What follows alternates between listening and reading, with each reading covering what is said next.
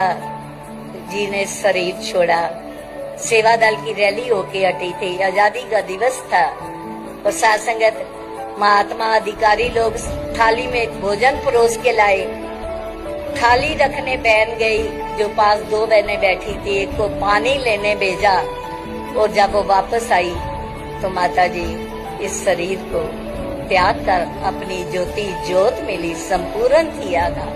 अपना काम पूरा कर चुके थे। शहंशाह जी को पता चला आई, शहंशाह ने हमारा एक और भरम तोड़ा, हमें रहत किया। कहने लगे कि आत्मा को इस निराकार निज घर के में मिलाने में कोई देर नहीं लगती। मक्खन में से बाल की तरह आत्मा मुक्त हो जाती है शरीर के बंधन से भी।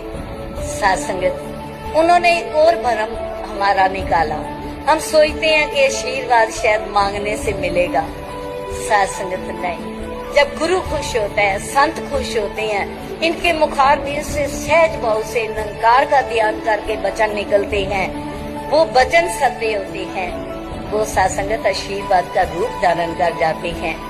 सासंगत 11 वर्ष तक बुद्धवंती माता जी गुरसिख रूप में, सतगुरु बाबा बूटा सिंह जी महाराज, उनकी धर्म पत्नी, उनकी सासू माँ, उनकी बेनती परवान करके उन्हीं के घर में रह रहे थे। और जब साथ संगत बेटा स्वरूप सिंह आधी रात को इस शरीर को संपन्न कर गया यात्रा को, साथ संगत बाहर उसी तरह संगत हुई। सुबह की बिस्कुट चाय बांटी गई। आप अंदाजा लगाओ, सब गृहस्थी बैठे हैं। कौन सी माँ है जिसके बेटे का पार्थिव शरीर अंदर पड़ा है और वो संगत की इस तरह कदर सेवा कर रही है। साथ संगत वो सेवा कैसे हो पाई?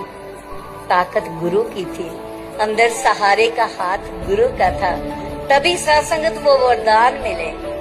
जब बाबा बूटा सिंह जी महाराज ने पूछा, गुरुमुखों महापुरुषों, आज भाई अवतार सिंह जी के चेहरे पर कोई फर्क नजर आता है? कहा नहीं बाबा जी। क्यों?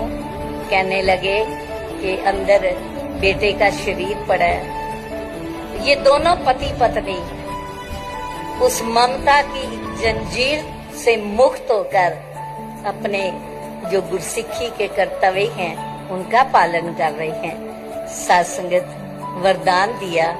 जगत माता, उस समय जगत माता नहीं थी, बुद्धा, क्योंकि बुद्धवंती को प्यार से बुद्धा कहते थे। बुद्धा तू नंकार दी अमानत नु सहजता नाल वापिस कीता है।